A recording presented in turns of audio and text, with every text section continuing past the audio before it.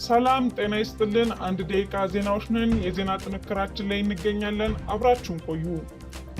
የህወሓት ጦር የመልሶ ማጥቃት ለመክፈት ወደ ወልቃይት ቀጠና ሮኬትና አጭር ርቀት የሚወነጨፍ ሚሳኤል እያንቀሳቀሰ መሆኑ ታወቀ።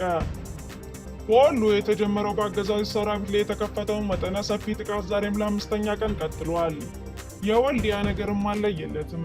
አገዛዙ ኃይሉን በማሰማራት ወልዲያ በፋኖ ቁጥጥር ስር እንዳትገባ ከፍተኛ ጥረት እያደረገ ነው።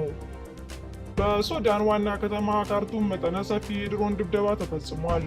የኢትዮጵያ መንግስት አጋር እንደሆነ የሚነገርለት ፈጥኖ ደራሽ ኃይል መጠነ ሰፊ ጥቃቶችን በተለያየ አቅጣጫዎች ከፍቷል። ወዲህ ደግሞ እነ ክርስቲያን ታደለ ፋኖን አውግዛችሁ መፈታት ትችላላችሁ የሚል ቅድመ ሁኔታ ቀርቦላቸዋል።